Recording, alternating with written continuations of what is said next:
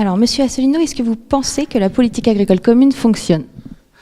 Alors elle fonctionne en ce sens qu'il y a des agriculteurs qui reçoivent des subventions dites européennes.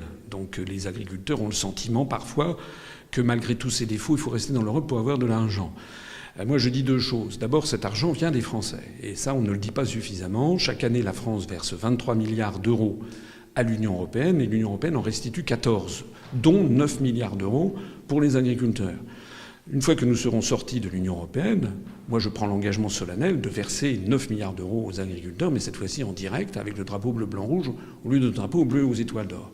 Et même comme nous ferons une économie de 9 milliards d'euros supplémentaires, on pourra même accroître l'aide aux agriculteurs. Ça, c'est la première chose. La deuxième chose, c'est que la politique agricole commune, elle est fondée sur les articles des traités européens, en particulier l'article 39, qui lui fixe comme objectif d'accroître la productivité de l'agriculture, sans qu'il y ait de date limite. Ça veut dire que le modèle économique de la politique agricole, c'est de s'inspirer, de copier l'agrobusiness des grandes plaines de l'Ouest américain ou canadien, sans aucun souci pour l'agriculture familiale, pour les terroirs, pour l'identité même de notre pays, pour l'agriculture biologique et l'agriculture raisonnée. Or, c'est de ça qu'il s'agit. Les Français, ils ne veulent pas avoir des produits standardisés. Il y a de plus en plus de demandes pour, d'abord, le maintien d'agriculteurs en zone rurale. Imaginez une France où il n'y ait plus d'agriculteurs. Et deuxièmement, pour avoir une agriculture qui soit de plus en plus respectueuse des cycles biologiques et qui soit avec une augmentation de la qualité gustative. Or ça n'est pas dans les traités et nous ne pourrons pas modifier les traités, puisque pour modifier les traités, il faut l'accord unanime de 28 gouvernements et de 28 peuples, c'est-à-dire 56 accords unanimes. Alors les agriculteurs traversent une crise profonde. Si vous êtes élu, quelle serait votre première mesure pour leur venir en aide ? Le Frexit ? Oui. Le Frexit, ça n'est pas une baguette magique. Ça veut dire que si je suis élu, la première chose que je fais, c'est que je propose aux chefs d'État et de gouvernement de l'Union européenne de se rassembler avec moi pour leur annoncer que la France a décidé de sortir de l'Union européenne de façon juridique, sereine, sans conflit, par l'article 50. Et ce que font les Britanniques exactement en ce moment, vous savez, les Britanniques sont un grand peuple, c'est un peuple sage. Donc il s'agit d'une procédure responsable que je veux faire. Et dans la procédure de sortie, eh bien, dès ce moment-là, nous prendrons les mesures pour commencer à protéger les agriculteurs familiaux, notamment vis-à-vis des pays où il n'y a pas de SMIC horaire dans l'agriculture. On ne peut plus être en compétition raisonnable avec des pays de l'Union où il n'y a pas de SMIC dans l'agriculture. Voilà. Est-ce que vous avez un modèle agricole de prédilection ? Je pense que la France doit rester la France, c'est-à-dire qu'elle doit rester avec ses terroirs, avec ses qualités, avec ses appellations d'origine contrôlées ou protégées. Je pense que nous devons veiller à éviter, vous savez, la France est un pays de juste milieu. Nous ne devons ni verser dans l'agro-business à l'américaine avec des fermes de 10 000 vaches, 100 000 vaches, 500 000 poulets, etc. Nous ne devons pas non plus, bien entendu, verser dans l'autarcie et nous couper du reste du monde. Mais ça, c'est souvent une observation que l'on me fait. On me dit, vous voulez sortir de l'Union européenne, vous voulez sortir la France du monde. Mais non. Est-ce que la Suisse n'exporte pas et n'importe pas? La Suisse n'est ni dans l'Union européenne ni dans l'euro. C'est une grande puissance exportatrice, y compris d'ailleurs de produits alimentaires.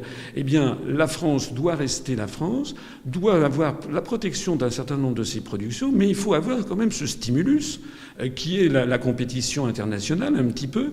Et puis de toute façon, l'agriculture française rapporte beaucoup à notre commerce extérieur, mais pas seulement l'Union européenne. On exporte vers le Japon, vers la Chine, vers l'Asie du Sud-Est, les céréales vers les pays du Maghreb ou d'Afrique. Eh bien, c'est de ça qu'il s'agit au XXIe siècle. La France doit être en contact avec le monde entier. Pour ou contre les accords de libre-échange ? C'est comme la langue d'Ésope, ça peut être le meilleur et le pire.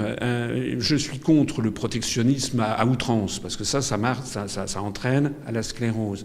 Mais je suis contre aussi la liberté à tous les vents. Il faut savoir que le tarif extérieur commun pour l'ensemble des productions de l'Union européenne, pas seulement l'agriculture, est extrêmement bas.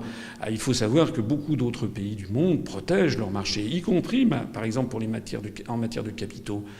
Les Français ne savent pas, les agriculteurs ne le savent pas, que les Chinois, par exemple, ont pu racheter 1600 hectares de terre dans le Berry en avril 2016, mais l'inverse, ce n'est pas vrai. Allez essayer d'acheter 1600 hectares de terre en Chine, ils vous diront non. Parce qu'en fait, il y a une ouverture asymétrique des marchés. C'est ça qui est important. La grande majorité des peuples du monde n'ont pas accepté la libre circulation des mouvements de capitaux qui nous est imposée par les traités européens, l'article 63 du TFUE, pour être précis, parce que je suis un homme précis. Et les agriculteurs ont un problème de renouvellement des générations aujourd'hui. Est-ce que vous pensez que les jeunes sont assez aidés à l'installation ? Non, je pense qu'alors, d'abord, il y a certaines régions, je crois notamment dans le Doubs, où il y a des jeunes qui s'installent parce qu'ils bénéficient de conditions particulièrement favorables, appellation d'origine protégée, par exemple, pour le comté. Donc, on peut revoir des jeunes dans l'élevage. Moi, je me suis fixé pour objectif on est tombé à 400 000 agriculteurs. Je me suis fixé pour objectif de remonter, si possible, à 600 000 agriculteurs à la fin du quinquennat en favorisant l'installation des jeunes. Pourquoi ?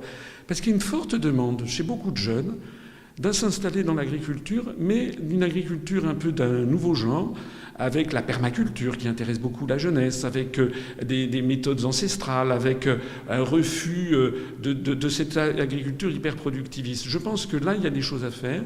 Pourquoi ne pas faire un commerce équitable, de la même façon qu'on a un commerce équitable avec des pays d'Afrique, par exemple des producteurs de cacao? Pourquoi ne pas avoir un commerce équitable, des produits labellisés, commerce équitable, avec des jeunes agriculteurs qui se seraient installés en France et qui procéderaient justement à une agriculture respectueuse des cycles des saisons, respectueuse n'utilisant pas comment dirais-je, de pesticides, n'utilisant pas d'engrais. Je suis persuadé qu'il y a un marché qui pourrait être développé et qui permettrait l'installation à la terre de plusieurs dizaines de milliers de ménages de jeunes agriculteurs.